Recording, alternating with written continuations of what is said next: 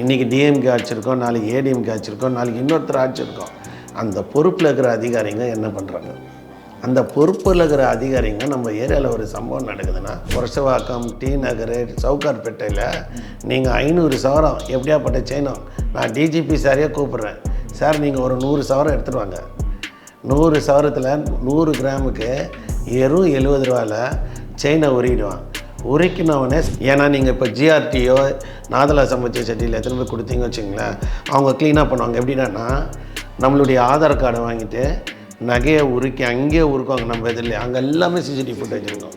இந்த நகைன்ட்டு ஃபோட்டோலேயே ஊந்துடும். இப்போ நிறையா பெரிய பெரிய கம்பெனிக்காரங்க ஆடே கொடுக்குறாங்க. இப்போ ஜெஸ்டைலில் நீங்கள் போட்டிங்கன்னா 10 கம்பெனிக்காரங்க வந்து வாங்குகிறாங்க. அதில் ஒரு சில கம்பெனிலாம் வந்து ஆதார் கார்டு எதுவுமே வாங்குறதில்ல. ஏன்னா வந்து இப்போ கத்தி முனையில் தான் செயினாக இருக்கிறான். அவனுக்கு உயிர் பெருசு இல்லை, அந்த பொருள் தான் பெருசு. அப்போ அவங்களே முன் வந்தாலும் காவல்துறையத்தில் ஒரு அச்சுறுத்தல் பண்ணுவாங்க. எப்படின்னா நீங்கள் கம்ப்ளைண்ட் கொடுக்குறீங்களா, நாளைக்கு எதனா பண்ண போகிறா, நீங்கள் வெயிட் பண்ணுங்கள் அப்படின்றாங்க. அதிகபட்சம் 2 போலீஸு 3 போலீஸ் தான் கண்டிப்பாக அவங்களுடைய நடவடிக்கை. தமிழகம் முழுக்கமே எல்லா மாவட்டத்தில் இப்போ சென்னை பரவாயில்லைங்க, இப்போ லா அண்ட் ஆர்டர் தனியாக இருக்கும், க்ரைம் தனியாக இருக்கும். அதர் மாவட்டத்தில் பார்த்திங்கன்னா இப்போது வீடு பூந்து ஒருத்தன் திருட வேண்டிய காலம் இருக்கிறான். ஒரு 50 சவரம் திருடுறான், 100 சவரம் திருடுறான். அவன் எந்த தைரியத்தில் திருடுறான்? அவன் ஆல்மோஸ்ட் ஏற்கனவே இப்போ ஒரு பொம்பளை செயின் அறுத்துட்டவனே சில பொம்பளைங்க தான் கம்ப்ளைண்ட் கொடுக்க வருது. அப்படியே கம்ப்ளைண்ட் கொடுத்தாலும் ஏமா உனக்கு இந்த பிரச்சனை, அவன் திருப்பி வந்து எதனா பண்ண போகிறான், பொறுமையாக இருமா, நாங்கள் கண்டுபிடிச்சி தரோம், ஐயா பார்க்குறாரு. அந்த காலத்துலலாம் சொல்லுவாங்க, கண்ணில் பார்த்தாலே போலீஸ் வந்து திருடனை, யார் திருடன் யார் நல்லவன் நினைக்கிறான். இன்றைக்கி பார்த்தீங்கன்னா 90% திருடன் தான் ஆகிறான். பார்க்குறப்பே இளைஞர்கள் தான் அதிக அளவு இந்த சினிமா மோகங்கள் இருக்குது. அப்புறம் பார்த்திங்கன்னா இந்த வந்து நாமளும் இன்னொருத்தர் மேலே இருக்கோம். இந்த இன்ஸ்டாகிராமில், ஃபேஸ்புக்கு, இந்த மாதிரி வந்து ஆடம்பர வாழ்க்கையை விரும்புகிறவன் நல்லவன் கூட கெட்டவன் ஆயிடான். போய் ஒரு 5 சவரம் இல்லை 3 சவரம் அடிச்சுட்டா அவன் வந்து விலை உயர்ந்த பைக்கில் அப்படின்றதுக்குள்ளே அவன் வந்து ஸ்பாட்டில் எஸ்கேப் ஆகிடுவான். ஸோ வந்து இவங்கக்கிட்ட இருக்கிற வண்டியில் கண்டுபிடிக்கிற அளவுக்கு காவல்துறையில் வந்து போதுமான ஆட்களும் இல்லை, ஒரு காவலர்களே இல்லை. க்ரைமில் எத்தனை பேர் இருக்காங்க, நிறைய ஷார்ட்டேஜ். பொதுவாக லா அண்ட் ஆர்டரும் க்ரைம்லேயும். சார் வணக்கம் சார். வணக்கம் பிரதர், எப்படி இருக்கீங்க? நல்லா இருக்கம்பா சார். தமிழ்நாட்டில் வந்து நிறைய தகவல்களை சேகரித்து குற்றப்பின்னணி மற்ற சம்பந்தமான தகவல்லாம் நீங்கள் தொடர்ந்து தந்துட்டு வரீங்க. தமிழ்நாடு முழுவதுமே வந்து நகை பறிப்பு சம்பவம் வந்து நிறைய நடந்திருக்கு. அந்த சம்பவத்தில் உயிரிழந்த பெண்மணிகள்லாம் ஏகப்பட்ட பேர் இருக்காங்க. இந்த சிசிடிவி காட்சிகள்லாம் நம்ம தொடர்ந்து பார்க்குறோம். இந்த சம்பவத்தோட பின்னணி என்ன சார்? இதில் என்னென்ன மர்மங்கள் ஒளிந்து இருக்குது? பொதுவாகவே பார்த்திங்கன்னா குற்றவாளிகள் அதிக அளவில் குற்றம் செய்கிறதுக்கு காரணமே ஒரே ஒரு விஷயந்தான். ஏன்னா அவங்கள ட்ராக் பண்ண முடியாத அளவுக்கு அவங்க எவிடென்ஸை வந்து க்ரியேட் பண்ணிட்டு போவாங்க. அப்படி இன்றைக்கி வந்து சமீபத்தில் பார்த்திங்கன்னா சென்னையை பொறுத்த வரைக்கும் எடுத்துட்டிங்கன்னா பல்வேறு இடங்களில் இப்போ வந்து சிசிடிவி கேமரா ஃபுட்டேஜ் வந்து பார்த்திங்கன்னா வீடுங்களில் எல்லா இடத்துலையும் வைக்கிறதால கண்டுபிடிக்கிறாங்க. ஆனால் காவல்துறை வந்து பார்த்திங்கன்னா கண்டுபிடிக்கிற அளவுக்கு காவல்துறையில் வந்து போதுமான ஆட்களும் இல்லை, ஒரு காவலர்களே இல்லை. க்ரைமில் எத்தனை பேர் இருக்காங்க, நிறைய ஷார்ட்டேஜ். பொதுவாக லா அண்ட் ஆர்டரும் க்ரைம்லேயும் பொதுவான காவலர்களே கிடையாது. அப்படியே அவங்க இருந்தாலும் இந்த மாதிரி அரசியல்வாதிகளுடைய பந்தோபஸ்துக்கு போயிடுறது. பொதுவாக வந்து காவலர்கள் இல்லாதால் டே அண்ட் நைட்டு ஷிஃப்ட்டு வந்து சில காவலர்களை பணியமர்த்ததால் சரி கடமைக்குன்னா வந்து இப்போ வேலை செய்கிற மாதிரி ஆயிடுச்சு. அவங்களுடைய இது பார்த்திங்கன்னா மோஸ்ட்லி அப்படி ஆயிடுச்சு. ரெண்டாவது பார்த்திங்கன்னா இப்போ செயின் பறிப்பு சம்பவத்தில் ஈடுபடுறவங்கலாம் பார்த்திங்கன்னா சொகுசாக வாழ்க்கையில் இருக்காங்க. போய் ஒரு 5 சவரம் இல்லை 3 சவரம் அடிச்சுட்டா அவன் வந்து விலை உயர்ந்த பைக்கில் அப்படின்றதுக்குள்ளே அவன் வந்து ஸ்பாட்டில் எஸ்கேப் ஆகிடுவான். ஸோ வந்து இவங்கக்கிட்ட இருக்கிற வண்டியில் இவங்களால அப்படி போக முடியாது, விலை உயர்ந்த பைக்கு மெயினாக. ரெண்டாவது மோஸ்ட்லி பார்த்திங்கன்னா பழைய குற்றவாளிகள்லாம் வந்து பார்த்திங்கன்னா இதில் அதிகம் ஒரு 50% ஈடுபடுறதில்லை. இப்போல்லாம் வந்து வயசு பசங்க தான், இளைஞர்கள் தான் அதிக அளவு இந்த சினிமா மோகங்கள் இருக்குது. அப்புறம் பார்த்திங்கன்னா இந்த வந்து நாமளும் இன்னொருத்தர் மேலே இருக்கோம். இந்த இன்ஸ்டாகிராமில், ஃபேஸ்புக்கு, இந்த மாதிரி வந்து ஆடம்பர வாழ்க்கையை விரும்புகிறவன் நல்லவன் கூட கெட்டவன் ஆயிடான். இப்போ அவன் தான் வந்து 50% அவனுங்க களத்தில் இருக்கிறாங்க. ரெண்டாவது மோஸ்ட்லி பார்த்திங்கன்னா இன்னொன்று பார்த்திங்கன்னா பெரும் குற்றம் செய்யக்கூடிய கிரிமினல்ஸை காவல்துறை ஃபாலோ பண்ணுறதில்ல. அதிகபட்சம் 2 போலீஸு 3 போலீஸ் தான் கண்டிப்பாக அவங்களுடைய நடவடிக்கை. தமிழகம் முழுக்கமே எல்லா மாவட்டத்தில் இப்போ சென்னை பரவாயில்லைங்க, இப்போ லா அண்ட் ஆர்டர் தனியாக இருக்கும், க்ரைம் தனியாக இருக்கும். அதர் மாவட்டத்தில் பார்த்திங்கன்னா குற்றப்பிரிவே கிடையாது, லா அண்ட் ஆர்டர் தான் பார்ப்பாங்க. அப்போது குற்றப்பிரிவு இல்லைன்னா எப்படி கண்டுபிடிப்பாங்க? பல கிராமப்புறத்தில் குற்றப்பிரிவே கிடையாது, அதுவும் ஆர்டிஐயில் போட்டிருக்காங்க. அவங்க ஓப்பனாக சொல்கிறாங்க, சார் இந்த மாதிரி வந்து சட்டம் ஒழுங்கு காவல்துறை தான் குற்றப்பிரிவுன்னு இருக்கு.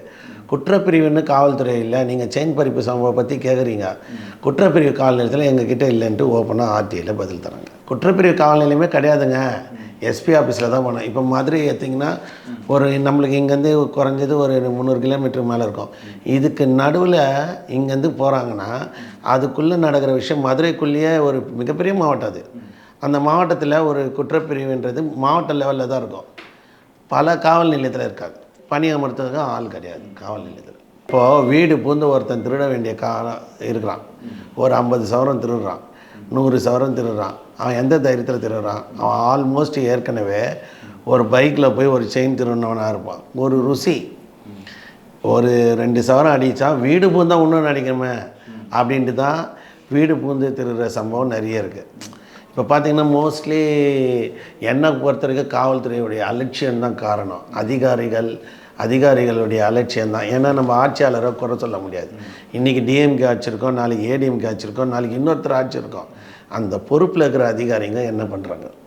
அந்த பொறுப்பில் இருக்கிற அதிகாரிங்க நம்ம ஏரியாவில் ஒரு சம்பவம் நடக்குதுன்னா அதுக்கு என்ன காரணம் என்னன்ட்டே சொல்ல ஒரு விஷயம் டைவர்ட் பண்ணணும். இப்போ இன்றைக்கி நம்ம இந்த ஒரு ஏரியாவில் இருக்கிறோன்னா அந்த ஏரியாவில் இருக்கக்கூடிய ஆட்களுக்கு தெரியும், இவங்க புது ஆள் பழைய ஆள் தெரியும். அந்த காலத்துலலாம் சொல்லுவாங்க, கண்ணில் பார்த்தாலே போலீஸ் வந்து திருடனை யார் திருடன் யார் நல்லவன்கிறான். இன்றைக்கி பார்த்தீங்கன்னா 90% திருடன் தான் ஆகிறான் பார்க்குறப்பே. ஏன்னா அந்தளவுக்கு அவன் தோற்றத்தை மாற்றிட்டு 90% திருடக்கூடிய நபர்களாக மக்கள் வந்து காட்சி அளிக்கிறதால யார் நல்லவன் யார் கெட்டவன் அவங்களாலையும் கண்டுபிடிக்க முடியாது. இப்போ ஒரு பொம்பளை செயின் அறுத்துட்டவனே சில பொம்பளையும் தான் கம்ப்ளைண்ட் கொடுக்க வருது. அப்படியே கம்ப்ளைண்ட் கொடுத்தாலும் ஏமா உனக்கு இந்த பிரச்சனை, அவன் திருப்பி வந்து எதனா பண்ண போகிறான், பொறுமையாக இருமா, நாங்கள் கண்டுபிடிச்சி தரோம் ஐயா பார்க்குறாரு சொல்லிவிட்டு எஃப்ஐஆர் போடுறதில்ல. ஒரு கம்ப்ளைண்ட்டை வண்டி ரிசீவ் பண்ணி வச்சுட்டு வேறு எங்கன்னா ரெக்கவரி பண்ணால் அவங்களுக்கு கொடுத்து ஆஃப் பண்ணுறது. இப்போ எங்கள் ஏரியாவில் பார்த்திங்கன்னா 9 சவரம் செயின் ஒரு பொம்பளை டிஃபன் கடையில் வந்து அறுக்குறாங்க. சட்னி அடைங்கன்னு சொல்லிவிட்டு டிஃபன் கடையில் அறுக்குறான். அறுத்தவன் ஓடிட்டான். அந்த பொம்பளைக்கு 9 சவரம் கிடைக்கவே இல்லை, இன்னி வரைக்கும் கிடைக்கவே இல்லை. இப்போ அந்த பொம்பளை என்ன சொல்லுதுப்பா, நான் நைட்டெல்லாம் வந்து ஒரு 3 டிஃபன் கடை இருக்குது, இந்த 3 டிஃபன் கடைக்கு நான் பார்க்குறத பார்ப்பேன்னா 9 சவரம் காணலை, எனக்கு கண்டே பிடிச்சி கொடுக்கலன்னு காவல்துறையை போய் கேட்டால் 3 டிஃபன் கடையை நடத்த விட மாட்டாங்க. ஏன்னா வந்து இப்போ கத்தி முனையில் தான் செயினாக இருக்கிறான், அவனுக்கு உயிர் பெருசு இல்லை, அந்த பொருள் தான் பெருசு. அப்போ அவங்களே முன் வந்தாலும் காவல்துறையத்தில் ஒரு அச்சுறுத்தல் பண்ணுவாங்க. எப்படின்னா நீங்கள் கம்ப்ளைண்ட் கொடுக்குறீங்களா, நாளைக்கு எதனா பண்ண போகிறா, நீங்கள் வெயிட் பண்ணுங்கள் அப்படின்றாங்க. நான் பல மக்களை சந்தித்து தான் இந்த ரிப்போர்ட்டை தரேன். இப்போது அறுக்கிறவன் எல்லாமே நம்ம ஊருக்காரனும் கிடையாது, வெளியூருக்காரங்களாம் இங்கே வந்து இப்போ ஒரு சென்னையில் பார்த்திங்கன்னா ஒரு குடும்பத்தை வந்தால் ஒரு 6000 ரூபாய் வாடகை தருவாங்க. இப்போ வட மாநிலக்காரங்க இருக்கிறாங்கன்னா 20 பேரில் 10 பேர் நைட்டு போவானுங்க, 10 பேர் காலையில் வேலை செய்ய போகிறதில்ல, ஒரு ஆளுக்கு 1000 ரூபாய் போட்டு 20,000 ரூபாய் வாடகை கொடுக்குறாங்க. ஸோ மோஸ்ட்லி எதனா ஒரு சம்பவம் நடந்தால் மட்டும்தான் காவல்துறை என்ன பண்ணுவாங்க, இவ்வளோ பேர் அன்னோன் பர்சன் இருக்கிறாங்க, இந்த வீட்டில் யார் இருக்காங்கன்றதையே பார்ப்பாங்க.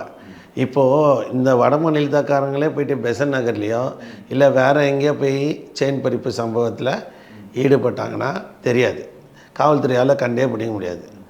அப்படி இன்னொன்று என்னென்னா, இந்த செயினை அறுக்குறாங்க வச்சுக்கோங்க, இந்த செயினை விற்கிறதுக்கு ஈஸியாக இருக்குது. இப்போ நிறையா பெரிய கம்பெனிக்காரங்க ஆடே கொடுக்குறாங்க. இப்போ ஜெஸ்டைலில் நீங்கள் போட்டிங்கன்னா 10 கம்பெனிக்காரங்க வந்து வாங்குகிறாங்க.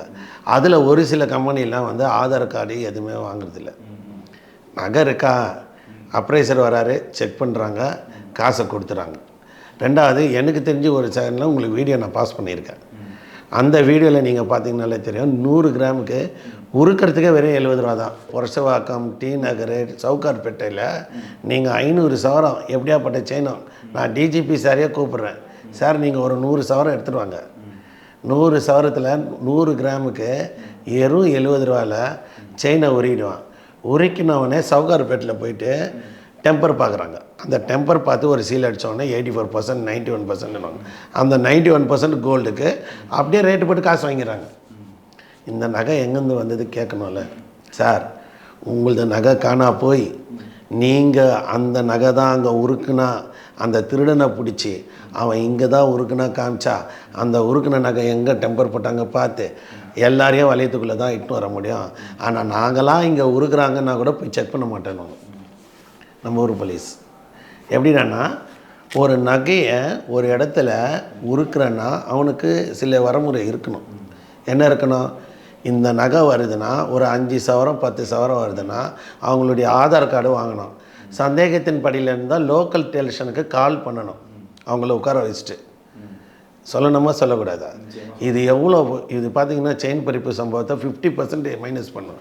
ஏன்னா நீங்கள் இப்போ ஜிஆர்டியோ நாதலா சமைச்ச செட்டியில் எத்தனை பேர் கொடுத்தீங்க வச்சுங்களேன், அவங்க க்ளீனாக பண்ணுவாங்க. எப்படின்னா நம்மளுடைய ஆதார் கார்டை வாங்கிட்டு நகையை உருக்கி அங்கேயே உருக்குவாங்க. நம்ம எதிரில் அங்கே எல்லாமே சிசிடிவி ஃபுட்டேஜ் இருக்கும். இந்த நகைன்ட்டு ஃபோட்டோலேயே ஊந்துடும். ஃபஸ்ட்டு போனோடனே பில்லு கேட்பாங்க. இப்போ நம்ம ஜிஆர்டிலலாம் பார்த்தீங்கன்னா நகை கடையில் என்ன நாதலா சமைச்சிட்டு நிறைய கடைகளை பண்ணிங்கன்னா ஃபஸ்ட்டு எங்ககிட்ட வாங்கினதா, சரி நீங்கள் வெளியே எங்கன்னா வாங்கின பில்லு இல்லாத பட்சத்தில் ஆதார் கார்டு வாங்குவாங்க. அப்புறம் அந்த செயினை ஃபோட்டோ எடுப்பாங்க. ஃபோட்டோ எடுத்துகிட்டு நம்ம அவங்க கேமரா இருக்க இடமா இட்டுன்னு போவாங்க. இட்டுன்னு போயிட்டு உருக்குற வரைக்கும் அங்கேயே இருப்பாங்க.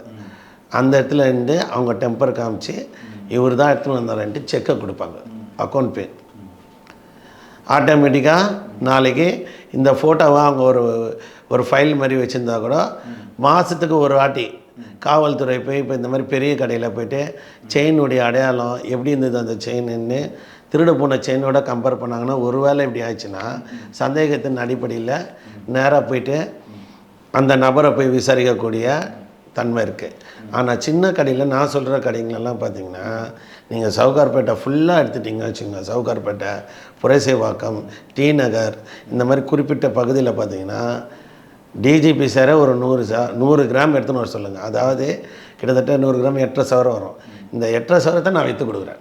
எந்த டாக்குமெண்ட்டையும் வாங்காமல் அவர் நகையை விற்றுலாம். அப்போ இந்த ஃப்ரீனஸ் இருக்கிறதால தான் திருடனுங்க விற்கிறானுங்க. இதை நான் ஒரு 6 மாதம் இதை ப்ராஜெக்டாக எடுத்து பண்ணேன்.